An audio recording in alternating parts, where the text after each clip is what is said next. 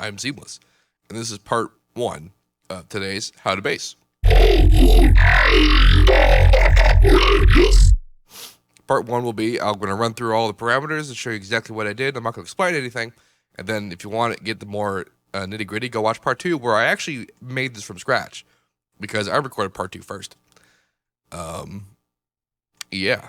So what I actually did, this is a carrier that I recorded, a modulator rather, that I recorded my voice. I recorded my gross, cold voice, which sounds like this. Oh, yeah, yes. Oh, yeah, yes.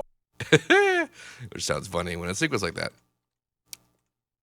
I'm gonna make sure I didn't break anything. I totally did. All right, cool. Then I made a carrier. So I used Citrus to make this carrier, and I did actually do things with this carrier that you can't really do in FM8. Sorry, because I utilized the RM matrix. So operator 2 is FMing operator 1. Operator 1 is a sine wave set to 0.25. Everything is 0.25 based, which means that 0.25 is the fundamental tone, and then the high harmonic is 8, also known as 5 octaves. So I think it's 5 octaves, yeah. So operator 1 is sine wave, it's just output. Operator 6 is also a sine wave, that's being outputted, and volume is being controlled by modulator X. Operator 2 has its phase changed a little bit in the oscillator tab. Oscillator 3 is a triangle wave with a little bit of tensiony stuff to make it be a bit of a sort of a siny triangle wave. It sets number 8. Yeah, it's FMing operator 1 a little bit, not as much as operator 2. Operator 4 is set also to be sort of triangle-y, siny kind of thing, and it's modulating operator 3. And it's creating the sort of squelchiness. Operator 2 has its modulation input being controlled by Y, which is to say how much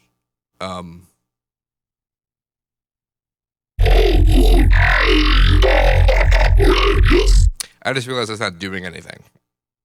What I wanted to do was control the application of operator 3 here, which means if I wanted to do that, I'd have to control the volume of it by Y, because 3 is modulating operator 1. So this mod Y into the mod tab business on 2 was doing absolutely nothing.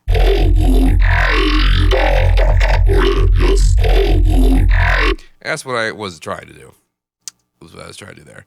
And the point of that is that you can control the application of a high harmonic, but that's not what I wanted to do either. What I wanted to control the mod input of operator 3, which is supposed to control operator's 4 amount.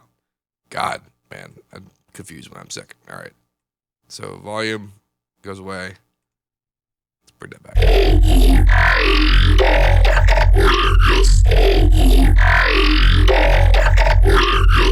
So that's what I was trying to do. And that sounds a little weird. So I'm going to decrease that a little bit.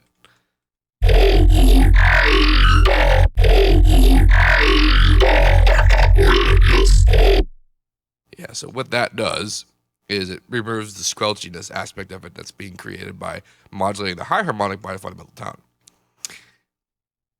I goofed, but that's okay. Man, part 2 is gonna get kind of weird, but it's not really the carrier. It's important, but it's not the most important part of this whole process.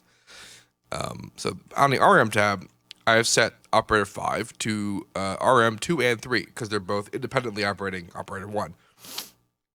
What this is doing, the way it's set, is it's set to half and to even, and then the phases mess with it a little bit. And this is attenuating rhythmically the operators 2 and 3, and make it a little bit thinner. And that's nice.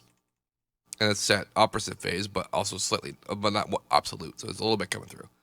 That's up with that. It's EQ'd so there's a bit more high frequency presence. On operator or insert 2, which is where I have the modulator, it's being compressed. Like so. Only on the master, nothing's going on in the lows and the mids and highs.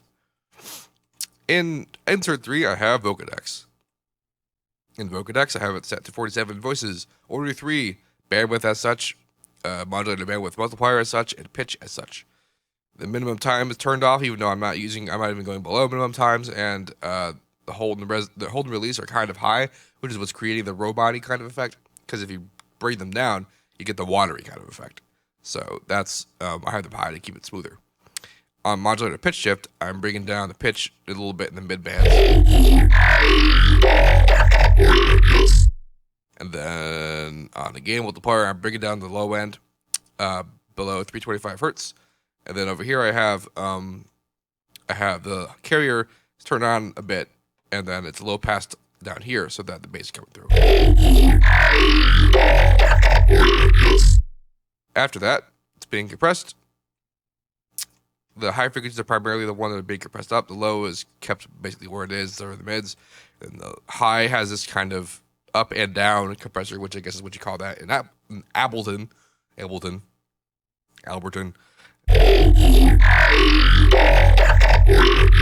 And that's primarily responsible for what's keeping the balance of the high frequencies in the compressor.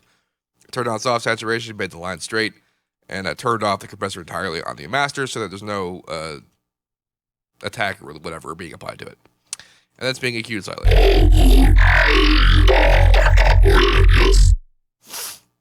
And that's it. That's pretty much it. This FLP will be available in the description if you want more in-depth knowledge as to how this was made, including the process of me recording my busted voice. You can go on over to part 2, and it'll tell you everything you want to know, including when I erroneously tried to set up this YMod thing. But that's okay. The correct version is in the description because I haven't saved it yet. Because this is the past still. You're the future. If you have any questions about this, let me know. And as usual, have a nice day.